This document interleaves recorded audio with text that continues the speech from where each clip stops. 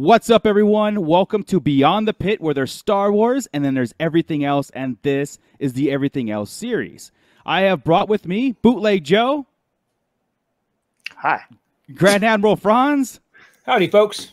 And Scott Solo here. What's up, nerds? We have gathered the nerds of the Sarlacc Digest, and we're here to discuss what? Suicide Squad, right? We're not spinning the wheel today because Suicide Squad just kind of released, and we've all seen it, and it's been the buzz because it's terrible.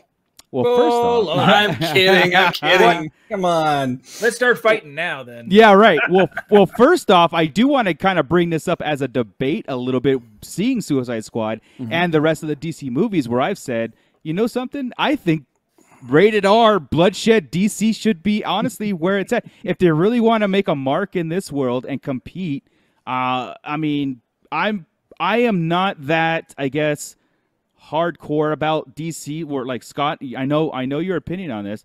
Well, it's a little more heart to it, and a little more opinionated on the PG to R. But I'm like, you know something? It's working. It works in the animation. The animations are gruesome a lot of times, and it works so well throughout all those stories, right? And crunching and cracking and blood and stuff. Don't get me wrong, Suicide Squad was another level. But I mean, the darker versions do work for everybody, but maybe Superman and maybe Flash, right? You'd want a little bit more lighthearted stuff with those too. Well, Suicide Squad is 11, right? I mean, it went to the blood and violence, the cussing stuff. But what I'm seeing is rated R. We've seen two dicks. I know. It's out of control.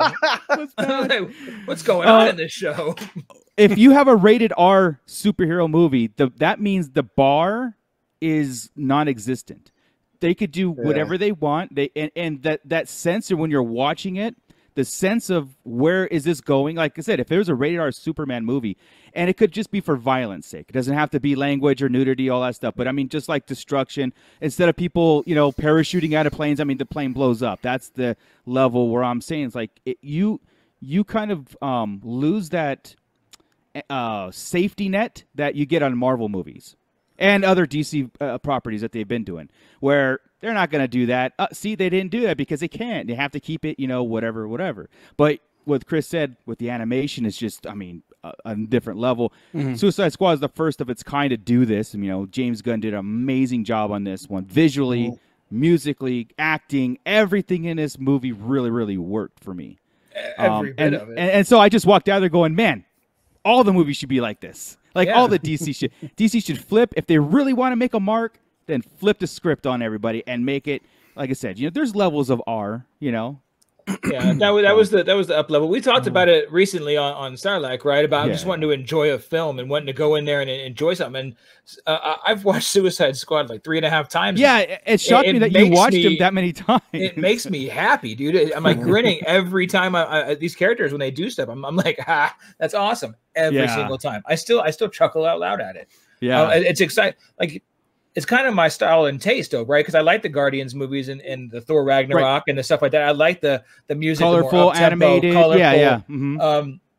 just a little crazier, and it came through big time. And the characters are just more comic booky, and that's what you want. It was cool, cool as hell.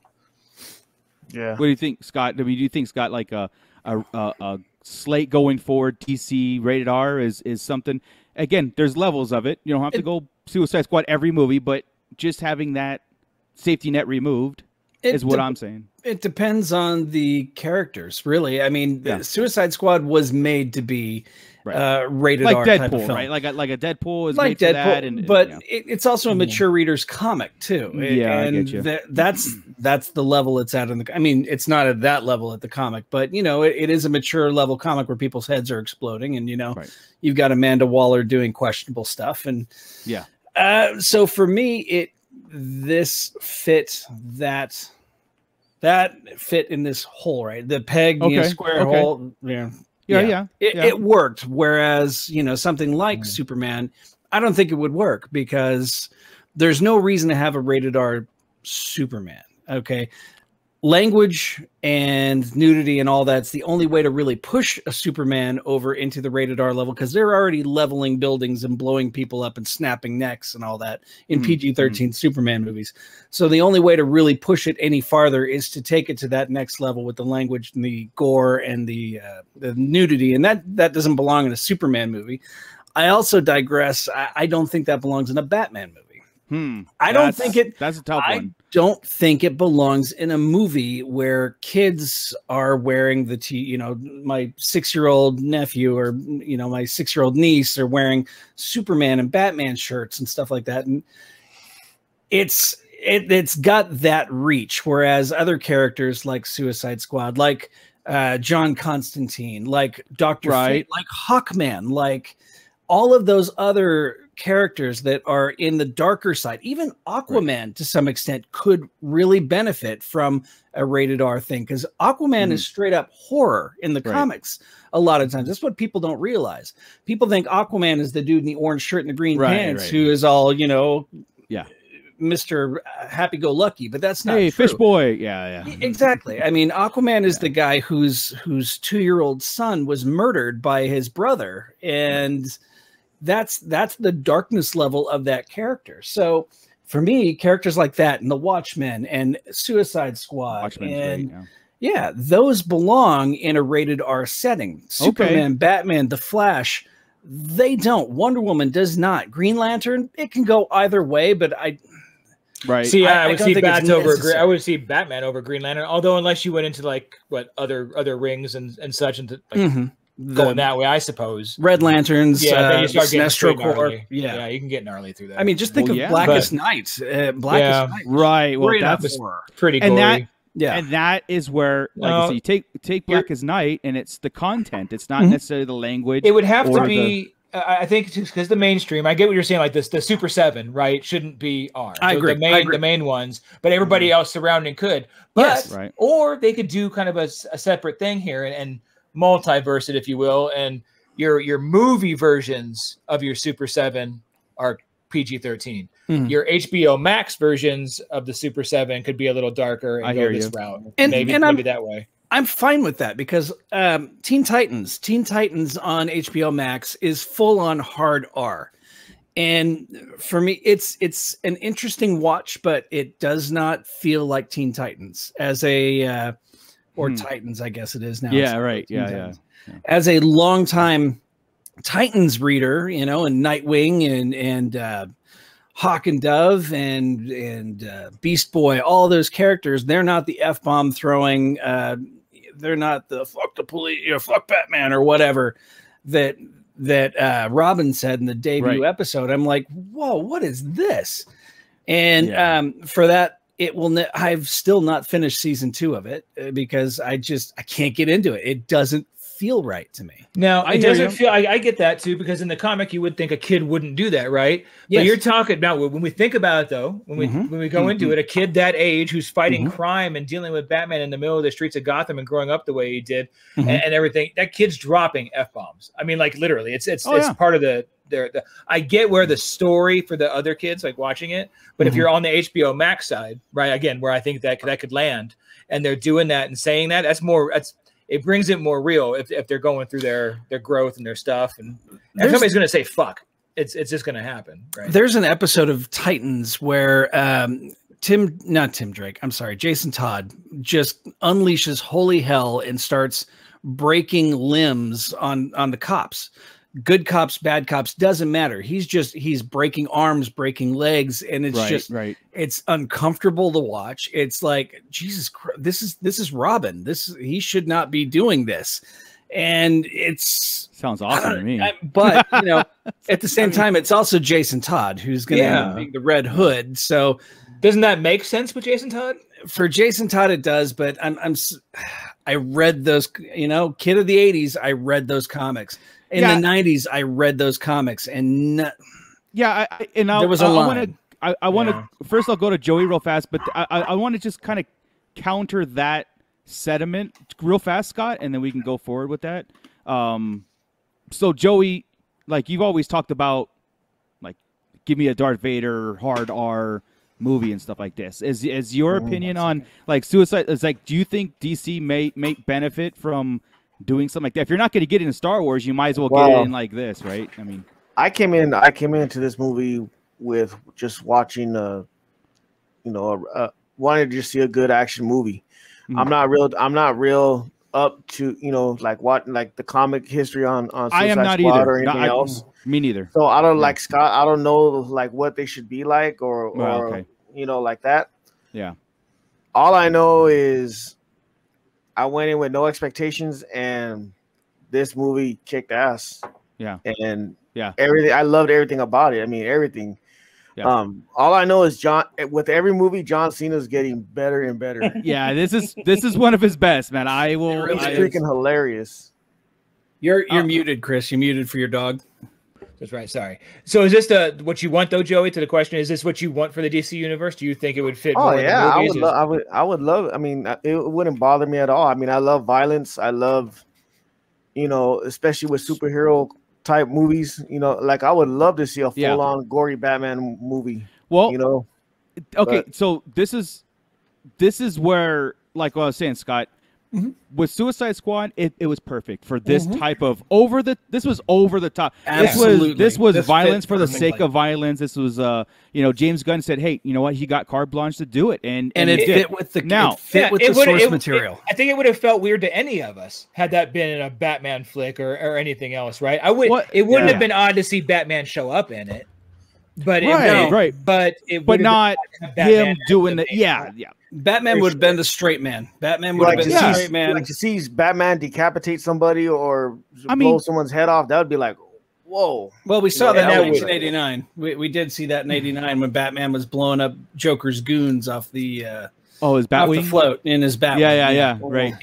I had problem with that too. Did you really? Because it's guns. It was awesome, but it was guns, and Batman is dead set against guns from day one. And so I would use that tool. But I love that movie. Yeah, I would use that tool and not make what DC is doing now. With there's like all these multiverse Batmans with one that's just blows up everybody. One that it's ridiculous now. But I would use that tool almost like Superman Returns. He felt guilty about snapping Zod's neck, right? Like I mean Or in the comic too. I think there was in the New 52. I think there was one of the scenes where Batman accidentally killed people.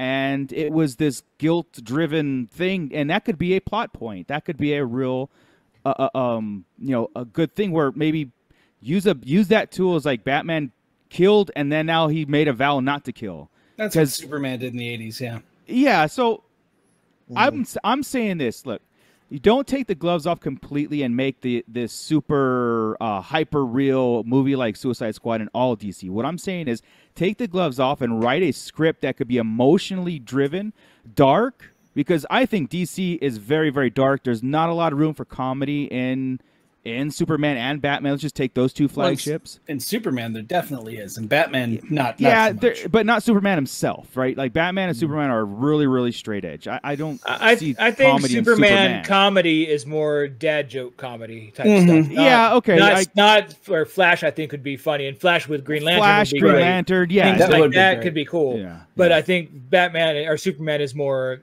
Dad joke. Yeah, absolutely. I just wish, like I said, Disney's. I don't think Disney is ever going to make a rated R Marvel movie. Deadpool.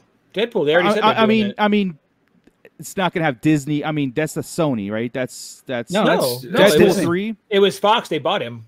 Yeah, but Deadpool. So Deadpool 3 is going to be all Ryan Reynolds untouched, same stuff. They said everything's coming over untouched. That's the vow they have made. They are not changing it. Ryan Reynolds, they talked to him. And cool. I'm on board on that because it would just feel weird if they went kind of reversed that, right? Like it was like, I'm sure when he's in their other shows, when the other movies, he's getting bleeped out.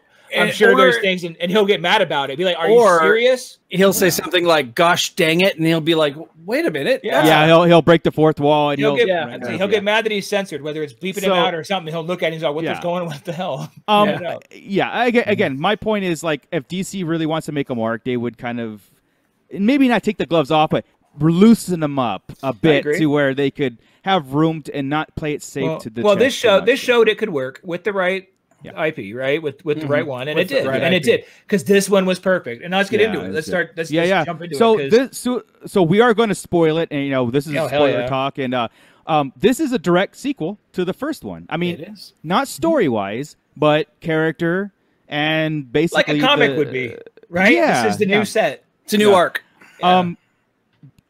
Joey brought up John Cena. Stole the show. To me, John Cena is one of them that stole the show to me. Peacemaker was awesome. It's so good, man. Like the banter. Took a mediocre character and made him awesome. Yeah. And I am very unfamiliar with Suicide Squad. I didn't read any of the comics. I know the characters, but not as far as like, should these people be in it? I know who they are. I don't know why they are. Correct. Right. What was really cool is Captain Boomerang, or that one blew me away. He was in it. Well, the movie opened up in the two squads, right? And it had we didn't know that yet. Just the one squad. It opens up with the one squad, and they all die. I mean, except we get introduced to all these characters you think you're going to lead, and that's why they have Flag and Harley and Boomerang on this team, right? Because okay, well, this is obviously going to be the team we're with, and Rooker, right? Yeah, is there? Michael Rooker is the team. Oh hell. What was that? And then he just dies. I mean, he dies. It's so fun. I mean, screaming, face is blowing off, and that's right in that scene. In that first scene, you're like, "All right, this is gonna be it." That weasel had me so uncomfortable. I was like, "What the hell?" Yeah, he's creepy as hell. As Dingle's dangling around. And it's like, the weasel's awesome, man. And it's just. The beginning, the first 15 minutes of the film, like watching it, it was like, this is what we're doing. This is awesome. Because I thought, I'm like, okay, here's our team. But big names. Michael Rooker, Pete Davidson, and like, Margaret Robbie, right? Like you think Nathan Fillion, right? Yeah, like Nathan all these people are good. And they're all getting blown up in the first 15 minutes. I'm like, that's gutsy. That's awesome. I love it. It's like cameo limb guy or whatever. Detachable kid. That guy is. Oh my god! And the way they're shooting his arms, he's like in the background going, love it. Oh my god! I love it. I love it. They used a different voice for him, and he really couldn't see him because he's still a Green Lantern option for me, an older Hal, right? He's the voice in the animated, so I mean, it's kind of nice to have him there. Yeah. And not be so recognizable, but it was awesome that he was in there. Yeah. Cool, dude. And then Gunn's brother calling Polka Dot Man a pussy in the jail. I mean, he gets all of his buddies in early, right? James Gunn all the time. Sean Gunn, his brother, was also the Weasel, just so you're aware. Oh, he was really? The Weasel? Dude, that's funny. Yeah. He's also Rocket Raccoon, too. On set, he plays Rocket Raccoon, and then they just overdub. Oh, really? Yeah. That's funny. Yeah, Sean Gunn does all of this like CGI work with the dots and all that. That's all Sean Gunn. So gotcha. Yeah. I'm gonna say Polka Dot Man was probably my favorite, just because I'm a motherfucking superhero. What does he do? Throw polka dots at him? He throws polka dots at him. Oh, he does. So, but they throughout the film they fleshed out his backstory, and I thought it was so good. It was like Norman Bates as the. Oh my God. It was so funny how we saw his mother. Where do you see your mom? He's everywhere. Yeah, I had to literally pause it because I was laughing so hard when he looks back and they all have his mom's face. Yeah, and John Cena's like, yeah, it's so good, dude. And it's smart. The dancing in the bar with him, with all of his moms, like, come on. This film was smart. Like, it had smart comedy stuff like that, where the little nuances between, like Polka Dot Man stuff and like John Cena. The best scene the funniest scene is when they're going to save Harley Quinn, right? Yes. And John Cena's like, I've got one in my sights. Just say the word. It's like the maid. Like it's like it's like only one in the building, and I've got her in my sights. Like just say the word, and I'll take her out. That is awesome. Yeah, and it makes so much. She rounds the corner, and she's like, "Yeah, oh, do you want me to go back inside?" But the thing about that with John Cena, that's the one time you realize that what Bloodsport said, was true. He's like, well, you do everything in the name of liberty, but it's just an excuse. Correct. That right there, what you just said, is the only part I got, because the rest of it I could play through, and I was kind of mad at the end about Rick Flag and him fighting. I'm like, he's not the bad guy here. He's not really. Right. But that scene right there kind of makes him. Yeah, I thought you were gonna talk about that part when they all go through the jungle, and they start killing off all the people and they make a competition about it. And they ended up killing off that girl's. Ends up being the resistance fighters. It's like that. One of the best lines in the movie was nobody likes to show off. Yeah. Unless what you're showing off is dope as fuck. Yeah. He's like, I like that he goes. He goes. True. I shoot dead in the center. Well, I shoot them more dead in the center. Like, how can you shoot more dead in the center? And then it comes back to bite him. Yeah, and then it comes back to bite him. So great. Okay. It's just like, yeah. And then I mentioned in the chat a couple times, the one that gets me is Waller. Dude, Viola Davis is awesome. I don't know what gets me, but she's such an evil I hate her character. So much. Character, but she's the Dolores Umbridge of the DC universe. But she plays her great, dude. Yeah. And when he came up and put that thing to her neck and she didn't flinch, right? Fantastic. And then the stand down every time I've heard it 4 times. Oh, yeah, it scares me. I get chills and I want to sit the hell down. Yeah. Like, yes, ma'am. Yeah. And then when she loses her mind, when they won't come back at the end. Right. Oh man. She's good, dude. I really think, I mean, that she's probably the acting, she's probably the best actress. Yeah, she was killing it. It made you like in the first Suicide Squad. It was like, okay, necessary evil or necessary hard ass, like kind of put people in line. But this one, because again, in my head, because the gloves were off on the rating stuff, they just went like, make her more, like that mean. And she was mean. She's going to kill kids and not care. And she's going to wipe out the whole country. Let them just walk away. And because of the mission, right? Yeah, but that part didn't make any sense to me because Starro wasn't going to stay there. He was going to branch out. He was going to leave that country. And why would But why would you say let it go? I get it for the sake of drama, but anyway. Well, unless they were going to nuke it or do it like that's an what I was thinking. Quietly, that's what I thought it was, because it was let it go. Your mission's done, and we're going to nuke it from. And it just she has something else that can kill it, right? Exactly. Well, she has. There could have been another team going on that they didn't know about right now because they already had 2 going. Yeah, and it wasn't a diversion intentionally. Right. She sent 2 teams to see which one would make it. If they both made it, great. If one made it, great. Very true. When she said, "Oh, nothing," that's just a diversion. That's just showing how callous she is and heartless she is. She just killed a bunch of people. She's like, F them. Expendable, man. Yeah. You guys go through your mission. We did that on purpose. No, you didn't. Yeah. They could have blown up just as easily. So, let's talk about the main antagonist in the film. I mean, the monster is the main antagonist. Well, maybe not the main antagonist, but the result of it. Yeah. I loved it. It turned it when did this turn into a kaiju? Yeah, line in the movie. We got a kaiju. It's so good. I liked it, man. I was waiting, like watching this. I was waiting for something. I was like, okay, what are they doing? Like, where's the bad guy? What are we doing? And then we had the monster fight at the end, where the hive mind them, but the control, the big starfish. Is that stuff in the comic book? Oh, Scott? Yeah. This Starro the Conqueror is what brought the Justice League together in the 1960s. Justice League #1. It was the Justice League versus Starro the Conqueror. Okay. They did it animated too. The New Frontier, right? They did. Had to deal with it. Yeah, and that was brilliantly done too. The New Frontier is probably one of the absolute greatest DC comics ever made. The TV or the movie they made doesn't do it justice. Right. But, Gotcha.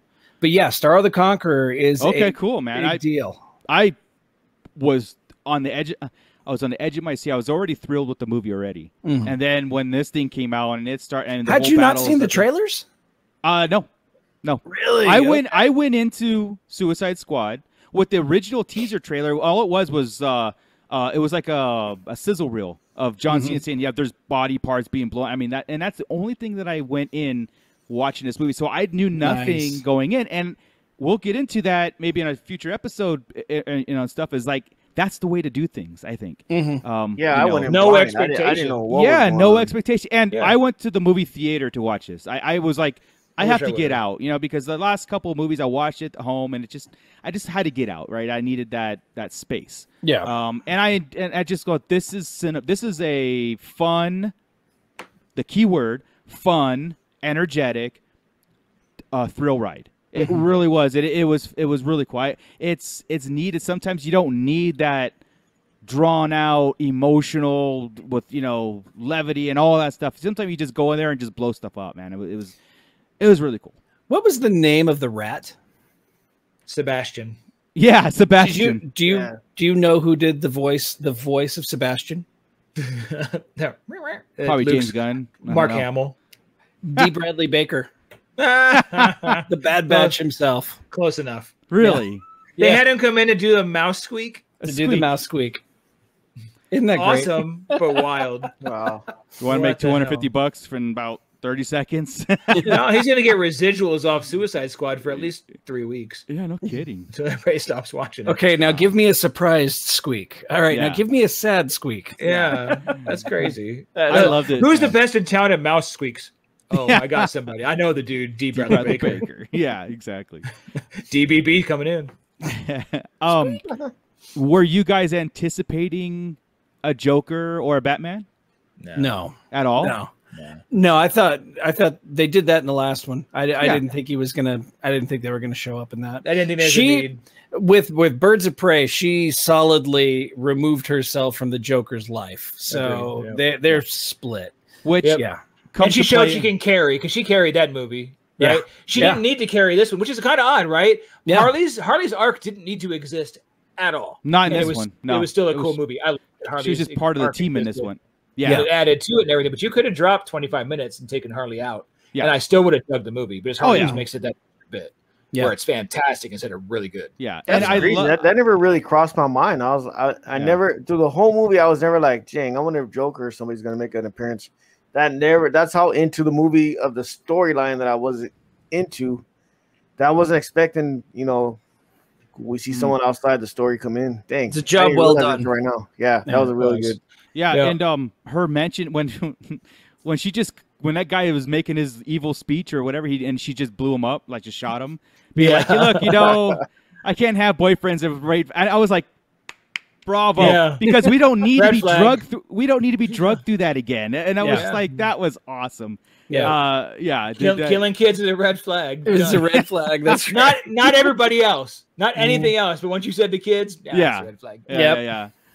Oh man, I know we give these Beyond the Pits like 30 minutes, 25, 30 minutes to, just kind of go through the movie and talk about our favorite points to it. Yeah, you're right. And talk about, we go beyond a little bit in the making and stuff. So, closing thoughts. How about that hallway scene? The Harley hallway scene. Oh my God. What a great scene, right? So I just want to correlate this to the figures, right? I saw the figures. I'm like, I don't like to buy the movie version of figures, right? Mm-hmm. I didn't know her figure comes with the machine gun with the side spraying fire. I'm like, because of that scene, I'm like, I might have to get that figure just because of that hallway scene. Slow motion, people just being blown up. I mean, she's doing her own butterflies.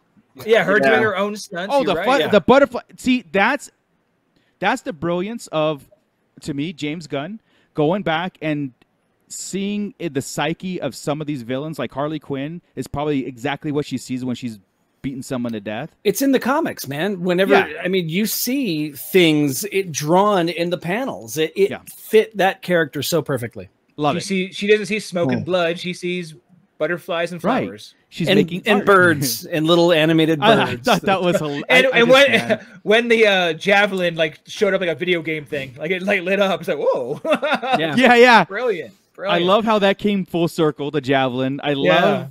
It was just. It's why? Yeah, Tell me, God, Jesus Christ, or him. Yeah. Or him.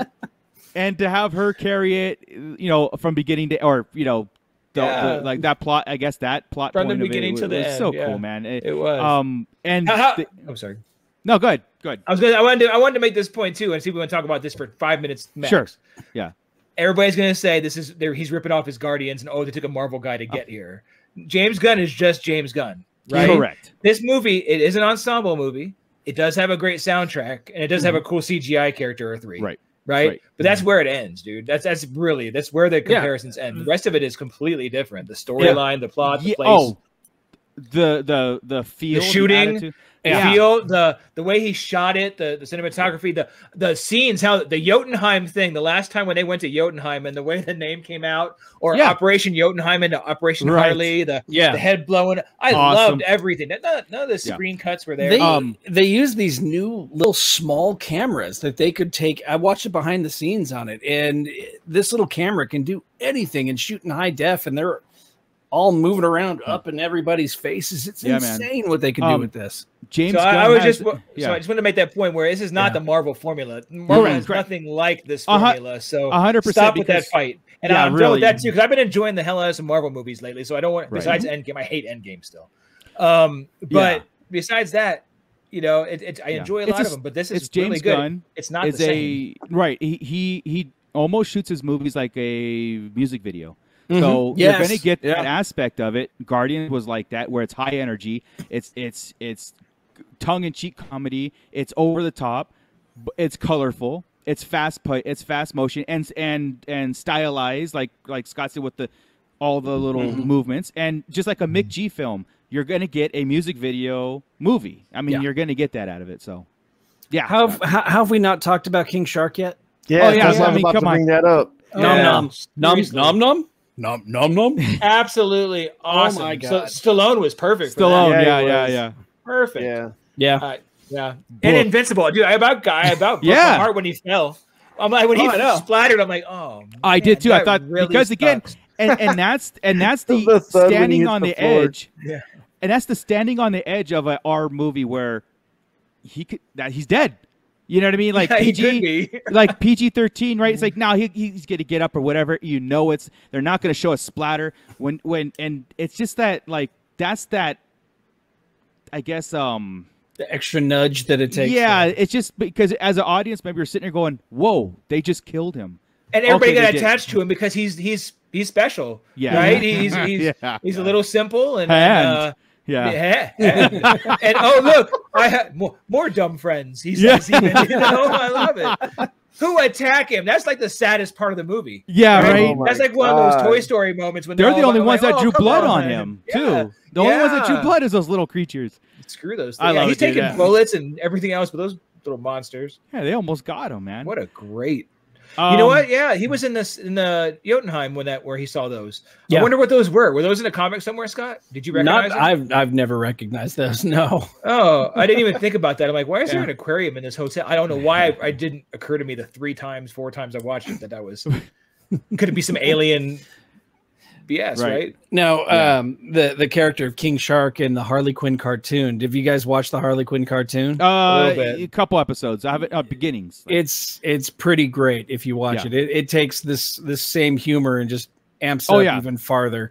And he's voiced by Ron Funches, which is, if you don't know who Ron Funches is, you should look up his stand-up comedy because he's pretty outrageous. And then him being King Shark is it's great. Just give it a shot. Give the Harley Quinn show a shot. Yeah, I have been watching. I was watching it on my phone when I was I had the DC service, you know, the thing on there, and I was watching a couple episodes. I'm like, this is awesome. I mean, again, it's on gloves off. Yeah, it's on HBO Max. The whole Penguin's nephew's bar mitzvah episode is it's fantastic. I'm glad they didn't do the whole King Shark as a shark deal. Yeah. Right. Like the thing, because that would have been too brutish. Then I wouldn't have been able to argue that. Yeah. Right. Then I would. It's a little. I hear you on that. We'll leave it off at this end credit scene, setting up another one, setting up a Suicide Squad 3. I mean, oh no, that was setting up John Cena's show. Oh, he has a 6 or 8 series coming up. It's already filmed, done. Oh really? No way! What? Seriously? It's done. There's a Peacemaker show on HBO Max. Oh really? My God! That's why they brought him back. That's why they did that. Yeah. Gotcha. Wow, I had no idea. Oh yeah, you're welcome. Okay. All right. Yeah, HBO Max already shot. I think it's coming out January. Wow. Nice. Okay. Very cool, man. Yeah. That's where see, this is, it's just like, to me, DC is such a scattered thing. Like, you have to go so many places to put it all together, right? Like, you know, not everybody has the HBO Max and stuff. It just feels weird that it's not in a central time, like how Marvel is structured. It just feels weird to not have that structure in a DC universe. But I'm kind of enjoying it right now. The last couple, okay, I like Shazam. I like Shazam a lot. Shazam was great. I love that movie. I don't hate Birds of Prey. Yeah. No, it's good. I think if you took out 30 minutes of Wonder Woman 84, it would have been bearable. Yeah, right? I didn't mind Cheetah. I thought Cheetah was pretty cool. Black Mask could have been more Black Mask, right? Yeah. But I mean, I'd rather not have that movie. But Zack Snyder's Justice League is phenomenal, right? And then this is blown out the water, dude. I think the last couple have been really I'm hoping it is on that upward slope. Yeah. You know, so. And I don't care if they're not connected in a big universe, dude. I'm kind of digging the difference. They are or not, right? That they exist, but they don't care about each other. I'm digging that more or less. And then once in a while, you can throw in a big team up. That feels comic booky to me. Yeah. In the comic books, I mean, you know, all the superheroes are always dealing with world-shattering events. And if that were the case, then the Justice League would always be there to help them out. But the Justice League doesn't show up when, you know, Gotham City is hit by an earthquake and overrun by villains. You know, it's all Batman. That's true. So yeah, I agree. That's true. Yeah, Batman animated series. You didn't hear about everybody every adventure, and same as Superman, right? You didn't hear about. They all knew each other, but it wasn't. Hey, that's actually to that point about the R-rated right there. Not that Batman the animated series is R-rated, but it's super dark for an animated show back then, right? Yes. Yeah, it is. Versus Superman the animated series at the same time, and how bright and colorful that was and cheery. Right. That's how the two should be portrayed always, not the same. That was a perfect. They're in the same universe, we know it, but they're completely portrayed differently. Right. Yep, and they come off. That's how it should be. All right, guys. Well, that's our Suicide Squad talk. The second one, spoiler. We just spoiled the hell out of it. We talked the hell out of it. I loved it. It makes me want to go see it again, of course, you know, and buy the Blu-ray when it comes out. And the Harley Quinn toy. I'm going to have to get it now. Yeah, dude. It's hard for me to say no to this stuff. I want a King Shark Pop, and I am not going to get him. I'm fighting it. With his little Bermuda shorts, you kidding me? With his hand up. I saw the entire McFarlane wave with all the Build-A-Figure King Sharks, and I just wanted the King Shark. I don't care about the others. Okay, with McFarlane, just wait longer because he seems to always take the Build-A-Figure and release it separately. So, like, what's the point? Exactly. What's the point? So, patience, maybe you'll get a King Shark. All right, guys. Well, there's Star Wars, and then there's everything else, and this was the Everything Else series. Thank you, guys. Thank you, Bootleg, Scott Solo. Thank you, Grand Admiral Franz. Until next time, keep it nerdy.